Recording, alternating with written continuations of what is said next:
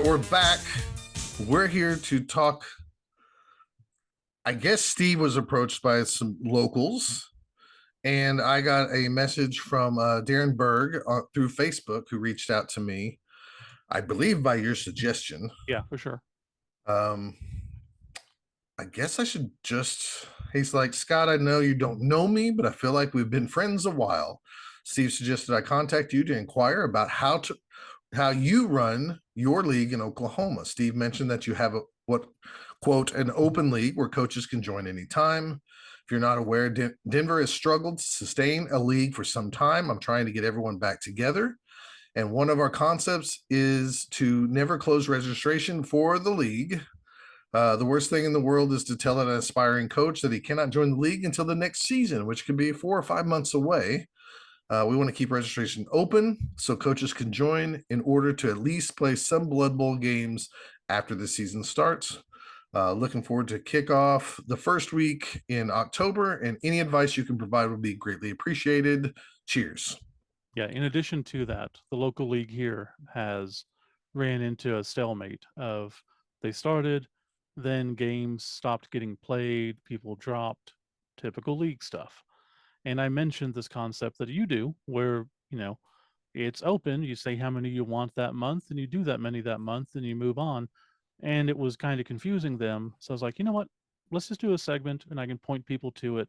So obviously we don't know everything. Everyone does leagues differently, but for a league where you can kind of come in and out whenever you want, this seems to be the best one that I've heard of anyways. I don't know if I made this up or if I stole it from somewhere else, to be honest. So I don't want to take full credit, but I think we kind of just came up with it ourselves, but I'm not sure. Um, I have everybody join a Facebook group if you're joining our league so we can communicate. Now, everybody else, 6 years ago has joined Facebook, and now everybody wants to join Discord. I'm not going to argue that they're kind of the same but different and all that. Discord Whatever is better. you whatever you want to use, I hate Discord I know it's personally. better. That's fine. I love Discord for like Chaos Cup matchups. I hate it to like communicate because somebody in there is talking about like chicken strips and everybody else is jumping on it. I have to scroll through all their stuff. But anyways, this is what I do. Um, our league started off, as Steve knows, where we had a league night and everybody showed up on a Thursday or a Wednesday. And if people showed up, we would have people roll off. And if, like, oh, I rolled a 10. Well, I also rolled a 10. Okay, you two play each other, but we played last week. And so then we'd go to the next person and so on.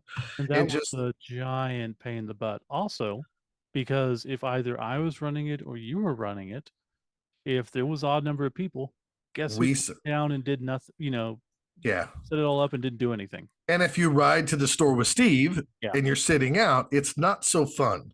Um, So what I've changed the league to, and Steve was here for 1 or 2 seasons before he moved away. Anyways, I have a Facebook group. I have people join that Facebook group. I communicate through the Facebook group. I start the season. My season runs from January to the end of June. And then playoffs are in July. There is no 100% you have to play on this day unless you choose to schedule it, except for the first 2 rounds of the playoffs. Um, we've had the league as small as like 9 people. I don't know if in this iteration if we had it that small, but we've had as small as I think 12 before, and then we've had it as big as 22. And so here's what I do.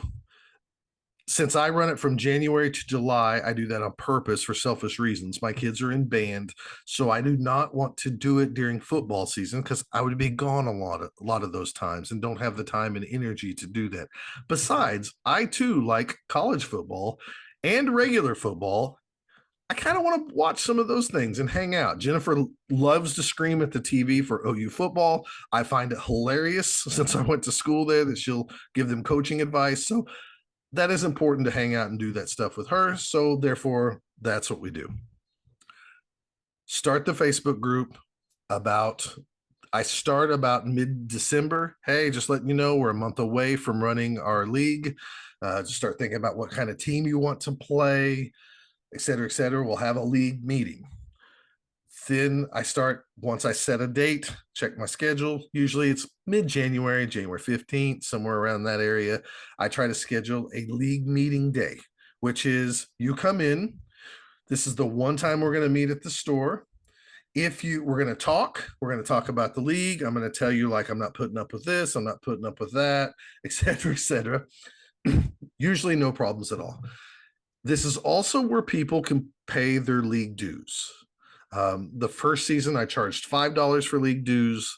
This last season I charged $10. That is not a lot of money for 5+ months of Blood Bowl. Now I'm very fortunate that I have a key to the store. I'm a kind of an employee at the store where I don't get paid with cash. I get paid in credit, but I can kind of come and go as I want. The store guy likes me running this tournament.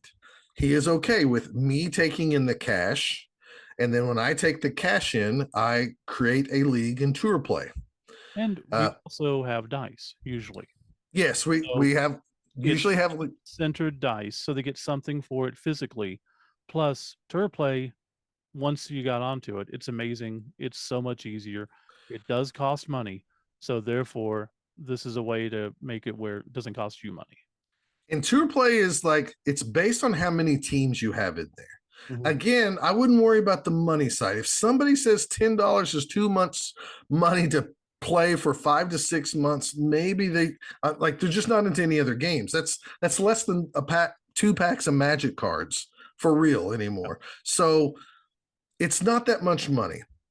Here's what I do with the money, because tour play charges somewhere between $6 and $11, depending on how many teams you have. It's based on teams. So if you have somebody that changes teams constantly, it's going to start charging you more, even if they're not active, because it just sees the teams in there. And tour play has a ton of tools, and I know just the tip of the iceberg of it. I know enough to run my league. I'm not good if you call me out and say, hey, I'm trying to do this. I might not know the answer. Right. And it's not intuitive. It is a little clunky. They don't have a lot of resources on the website or anything, but their Facebook group is astoundingly quick with answers, and tons of people on there help you out. Yes, and if you ask questions there, they get answered, like you said, really quick.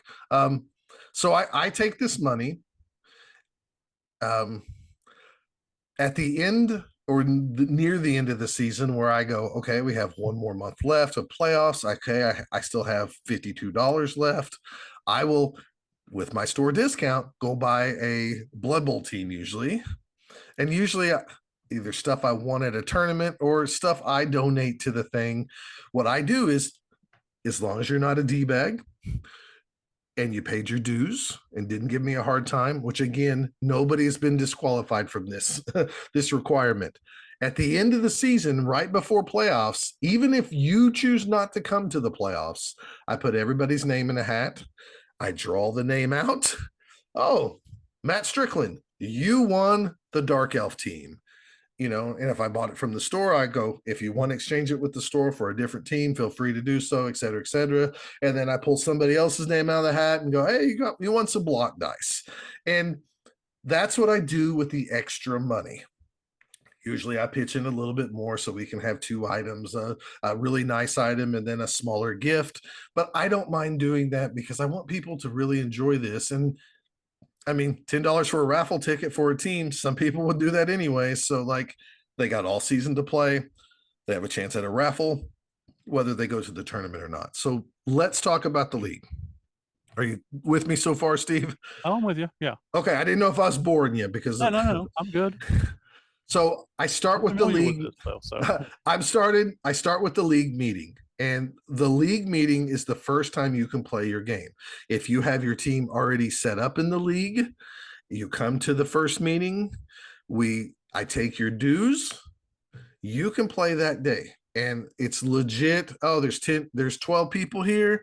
11 of them want to play, or let's say 9 of them want to play, whatever it is. If there's an odd man, I'll sit out, usually is what happens. And then usually somebody who couldn't make it to that league game will go, "Oh man, I missed it. Sorry, it's my kid's birthday. I'd like to play a game before, February starts." And I'm like, "Okay, you can play me because I didn't play a game." That's usually how it's worked out these last couple of seasons. Anyways, people just roll dice. I pair up the highest guys, the next two highest guys, the next two highest guys, go over to the computer and tour play, pair them up, and let them play the first game on that league meeting day. How it works from that point on is in the Facebook group around the 19th or the 20th, 10 days before the month ends. I tell everybody, "Hey guys, thanks for joining the league. I'm about to start making the schedule for February. And I usually set the date, like I give them a good 5 days. On the 26th at midnight, I'm cutting things off. No reply means you don't want any games, so you can't give me a hard time. If you have friends that don't check Facebook, tell them I posted this. And usually I act like a real big hard ass, but secretly I usually like, "Hey, are you going to respond to this? Right. This has been up for 3 days. I know you want to play because I seen you at the store Tuesday night and you said you wanted to play. You haven't responded." And people go, "Oh, I'm sorry, I got busy," or "I had the night shift this week." So I try to give people chances. And then what I ask them to do, you reply to me if you want 0, 1, 2, or 2+ games. Obviously, I have a busy month, Steve. I don't want to play any games. I have birthday parties, family events, work. I'm working the night shift. I don't want any games. I can't be bothered. I will take 0 games and I can just take that month off. It's if you wanted, I'm really busy, but I can get 1 game in. You get 1 game for February. I'll take 2 games. And usually I just start everybody off with the 1, 2, or 0. But once people start joining the league, let's say they hear about it in March. "I'd like to play in your league. I heard about it. My buddy's in it. He says it's really fun, but I'm a few games behind." I'll go, "I'll do my best to catch you up." So again, I do this around the 19th or 20th. I tell them the date that I'm cutting off, that I want responses, and usually people start replying. Hmm. I want 2 games. I want 1 game. I wasn't at the league meeting. If I could get 2+ games, great. And the reason I let them do that is, one, I would like everybody ideally to have 10 or 11 games because 11 is the max for our league. And 7 is the requirement to qualify for playoffs. So if you think about it, we got January, February, March, April, May, June, 6 months. And it's including that store league meeting that very first day. If you make it to and only play 1 game a month, you only have to fit 1 month with 2 games in there to qualify for the playoffs. Yeah. Some people with busy lives, just that's their goal. Once they hit 7, they're done because they're busy. They're helping take care of the kids or whatever. They qualify for the playoffs. And I usually, as the season goes, if we're in April and somebody's already qualified with 7 games, I'll go, "Congratulations to the, whatever team. They have the first team to qualify for the playoffs. If it started today, they qualify for the playoffs." People see that. I post messages, usually with pictures in Facebook to get people's attention. And this is how I run the league. If somebody was behind on games and we had an odd number, because that happens quite frequently. Let's say we're into April and the new guys only played 4 games while everybody else has played 7, but we have one guy who wants 1 less game. It's not even numbers. I will reach out to the guy with the lowest game played and I'll go, hey, Jake, you're the lowest guy played. You have 4 games total. You told me you only wanted 1 this month. Do you have time for another one? Because I have odd numbers." And maybe Jake goes, "No, I'm too busy. Sorry, I can't. Maybe next month." And I'll go, "Okay." Then I go to the next guy. "Hey, Rodney, you asked for 2 games. You only have 5 so far. Would you like an extra game?" "Oh, I'd love an extra game." So then we schedule those up. And there's a lot of times back then too, is I would say 2+, so that if someone did need an extra game, you could just throw me in there, be like, "He's good to go for another game because he has no life. Go for it." Right.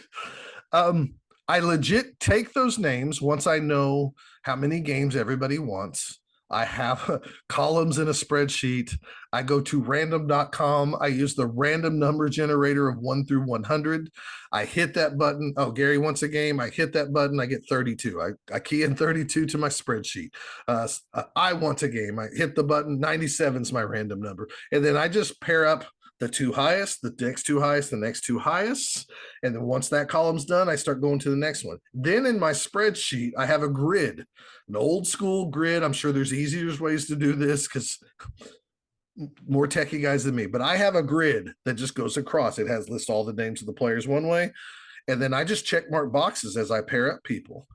And I'm proud to say in the 3 seasons I've done this now, no two teams have faced each other more than once. Now that's using some magic. I always tell everybody, like, you could play the same team twice randomly at most, but Just not back to back. Just not back to back. But I've managed over these last 3 seasons to make sure no two teams have played each other the same amount of more than once. We did have 2 coaches play each other, but that was because one coach started with, I believe, a Norse team, and then he switched to a Lizardman team. So he ended up playing the same coach with a different team. That's the best I could do. I can't guarantee that every season. And I even addressed that in the league meeting. I'm saying, I know nobody wants to play the dwarf team. There's a chance you could play them twice. And that's just how it is. I'm not going to rack my brain on the schedule. And yet the past 3 seasons, I've racked my brain on the schedule and I made it work out. So essentially, this is a hybrid of pen and paper and the league system where it's open. So you can play as many games as you want. But once you set your number of games, Scott's going in and physically setting the matchups. Correct. And I mean, if you got 2 games that month, you got 2 people who you know you're going to play. You set up your games when you want, you play when you want, and that's it. I call this an open month-to-month league. Mm-hmm. We have had people who start off strong and like family stuff happens. They have to take care of somebody. They take off 2 months. They come back that last month. They play their 1 game. Oh, I played now 7. I can qualify for the playoffs. And that's just how it works. So it is a open league. That doesn't mean you have open matches. You can cherry pick who you want to play. It just means you tell me how many matches you can afford to do that month. And I try to give those to you. You can always take off. Over the 3 years, because you're probably thinking, like, what if people cancel, they can't get together? Over the 3 years, I think I've only had 4 people have conflicts, and 2 of them had to drop. So I just deleted those games and set the other 2 to play each other, and it just worked out. I am a big, strong commissioner, and I say this at the beginning of the league. If you're going to commit to this, you got other people's lives, that they're trying to schedule their time around. I need everybody to play their games. This is not Magic the Gathering where we just go, I'll drop, he gets a free win. We don't do free wins in our league. I will not ever, if you play somebody, I'm not going to say, oh, he can't make it. Okay, you win 1-0, 3 random MVPs. That does not happen in my league. Another thing that doesn't happen as the commissioner, when I say on this podcast, like, I'm nitpicky about team names. I don't tolerate them in my league. That doesn't mean I like every league team name. Yeah. But if it doesn't feel fluffy, it doesn't make the league. There was a guy who had a joke name for a Norse team. It was the Frozen Gaze, like Hypno Gaze. Mm-hmm. I realize now it might have been like gay people, but I don't know if that really was the joke or just the Frozen Gaze, because he's also a role player. So I don't know, but I messaged him back. I was like, hey, I saw you named your players, because he did. I was like, you're taking Norse. That's great. I'm glad to have you in the league. You need to change your team name. What do you mean? I named my team. Nope, that's not going to work with me. You need to find something that fits in this league. This is a sports role-playing game, and I want to treat it that way. And I'm telling you right now, I've heard more people come up to me privately, including this person. You really run the league well. I'm glad you stick to your guns on the team naming conventions. It's so much better when I get to beat a team from this world, or even when I take a loss from this team and start a rival. Mm-hmm. So it's your sandbox. If people want to come play in it, fine. And I tell people, if you don't really like it and you're stuck with your jokey team name, you can go play somewhere else. There's other leagues, and I don't mind doing that. I mean, long term, it pays off. So, questions so far? Because I know I'm long winded. No, you're good. I Okay. think the main thing that I want people to understand is like this is as far as I'm concerned, this alleviates a lot of the problems that leagues typically run into of, hey, I can't make it, I have to drop. Hey, I would like to start up a new team, but I know you're in the middle of the league. So let's You know, let's or let's I'm let's tired of talk that. this team. I want to make another team. This Let's addresses all of those. let's talk about that. One player that I said played two teams last season. He started with Norse. Mhm. He thought he was going to love them. About 3 games in, he didn't love him anymore because armor was shredded left and right. Right. And he goes, "Do you care if I change teams?" And I said, "I don't care what you do. The rules are the rules, though. You got to get 7 games in if you want to qualify for playoffs." He said, "I got enough time. I think I can make it work." And because he was behind on games with that team, he was able to be the odd man out a lot of times and make up several games. And there's also, not to interrupt, but there's no requirement of going to the playoffs. You know, it's an open invitational playoffs. If you want to do it and you qualify, you're in. Done. Let's If you talk decide about you that. don't want to, that's fine. The whole season is built up for you to improve your team, win or lose. You get star player points, you build up your team. Mhm. And then everybody who qualifies for the playoffs can play in the playoffs.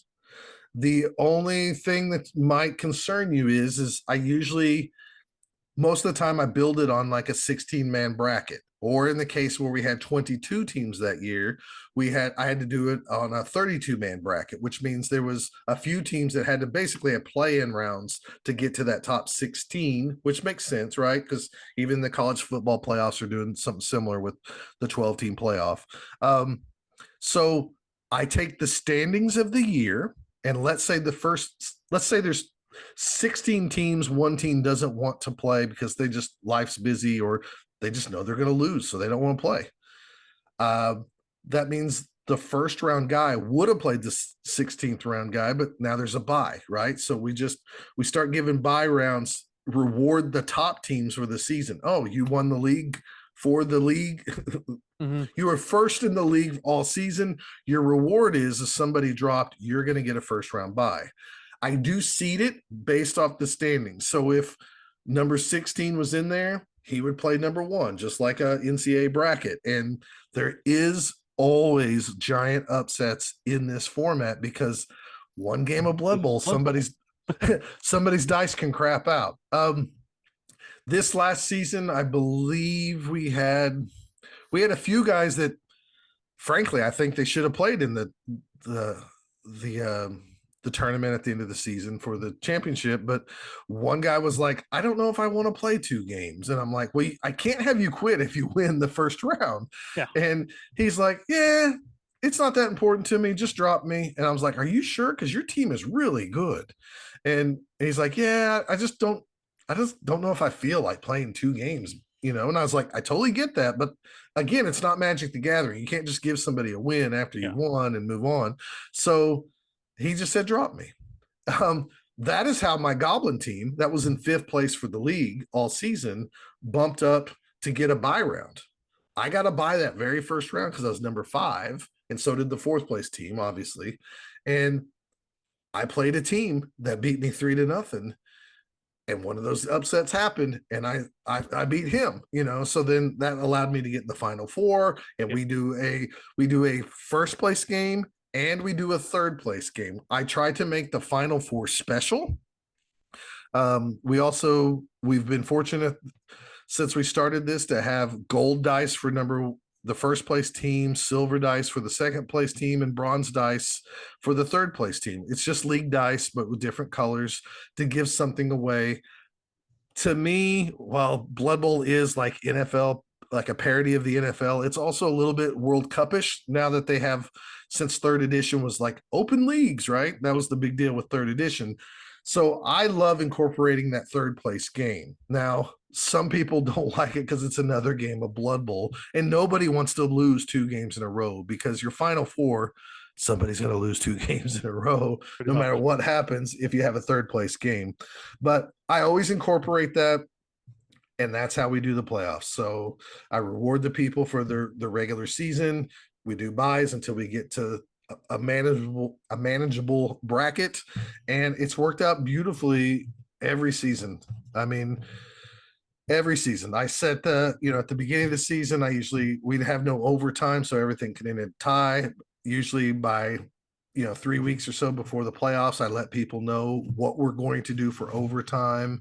Like this year, we just did 1 overtime instead of 2, Yeah. just to give everybody a heads up on stuff and to let them know, like, I don't require you to ever come to the store to play these games, but this is the playoffs is the one time I make everybody play in the store.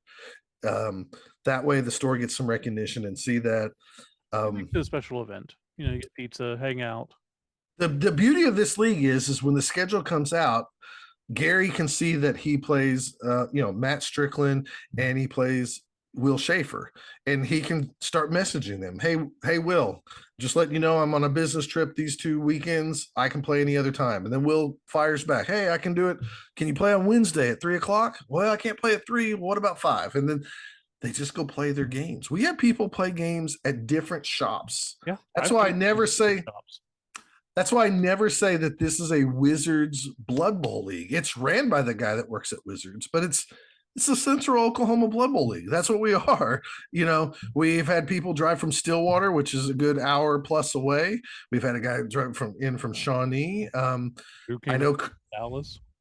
Well, yeah, Drew came in from Dallas. Dylan moved to Lubbock, but he loved the league so much he drove in and got enough games in to qualify for the playoffs for that. Wow. And Lubbock's farther than Dallas. I mean, it's so this works. Funny enough, I thought about trying to convince the guys here to call their league the Colorado Blood Bowl League, simply so I'd have another cobble.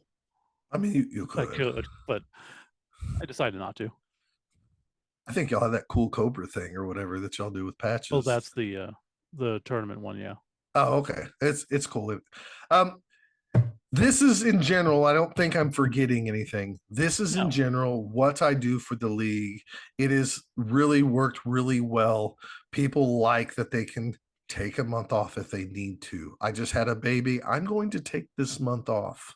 And going back to the whole idea, like if someone completely drops from the league, doesn't affect anything. If someone jumps in month 4, doesn't affect anything. So the only it's a matter of adding it to tour play, right? Yeah, it's just a matter of adding it to tour play. The only, Darren mentioned, like, I don't want somebody to have to sit out and wait 4 or 5 months before they can play.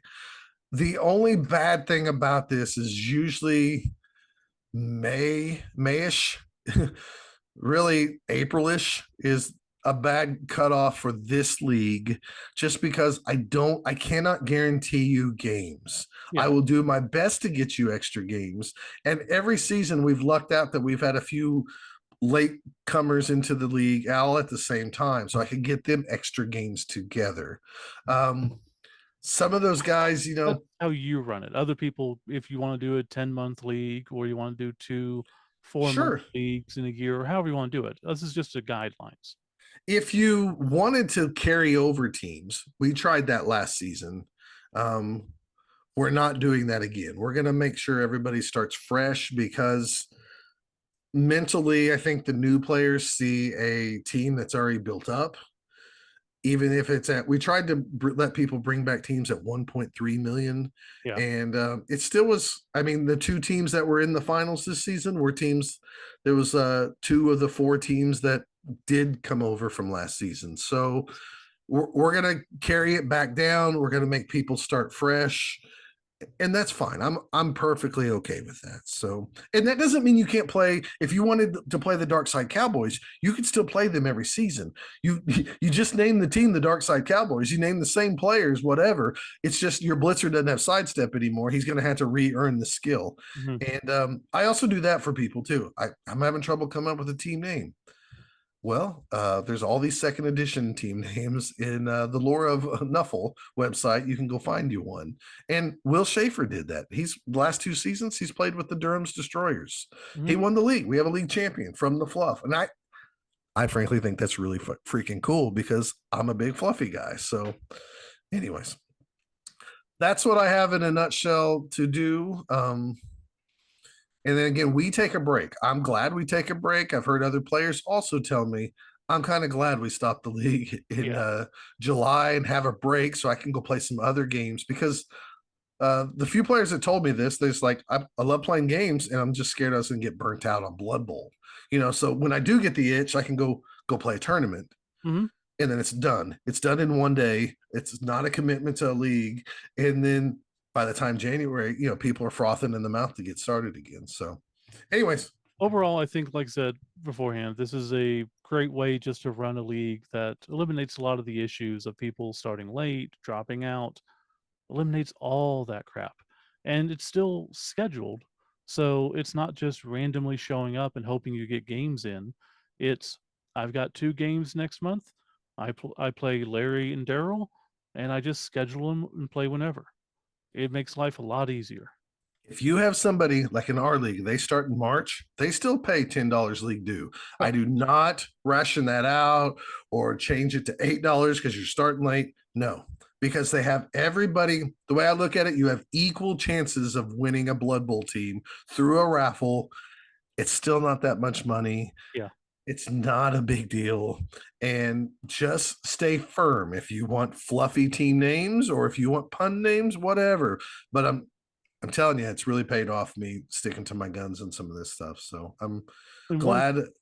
And and to show you how well the league has worked, Matt Strickland, uh, I've traveled with him to tournaments. He works at a different game shop up in Oklahoma City. They Mhm. wanted to start their league. He's like, do you mind if I just take what you've done here and make it my own? And I was like, not at all. Yeah. So their league format is almost 100% like ours.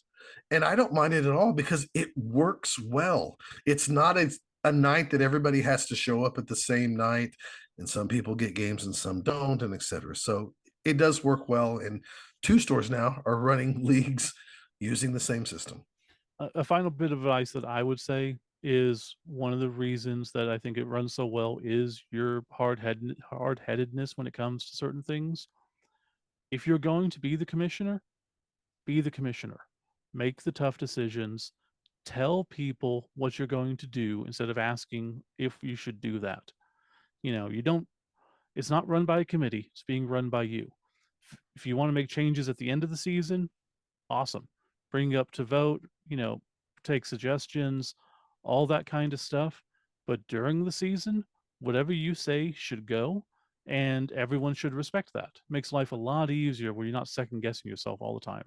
Every year I've appointed one person as my co-commissioner. They've never had to use the power to go in there and change stats or anything for league stuff. But if I'm going to make a decision about overtime and stuff, I run it by them, and they feel free to say whatever they want. I have the final say, but I'll definitely listen, and I have taken their suggestions. Also, what I do, just this last bit of advice, before the tournament starts, I heal up all the players. So you can do that as the commissioner. You can go in there and take injuries away, like the missed next games or something like that. That encourages people to play out the season instead of getting to like, oh, I have 8 games. Wow, actually everybody's healthy. Uh, I'm Mm, not going to play any more games because I don't want to risk somebody getting hurt. Most of the time, everybody plays more games just because they know their guys are their missed next games will heal up and etc. So, cool. And if anyways, anyone has any questions, please reach out. Let us know. If you decide to do your league this way and it works, please let us know as well. If it doesn't work, don't tell us. We don't want to hear that stuff. That's negative. yeah, we only want to hear the good stuff. Anyways, Darren, thank you for the question. He thought it was cool that I would actually answer it on the podcast. I thought it was a great question to actually address on the podcast. I mean, I know we've talked probably about this before, but not everybody listens to every episode, so you Uh, might reach some new people. So, Absolutely. all All right, right. we will be back with some more tournament talk.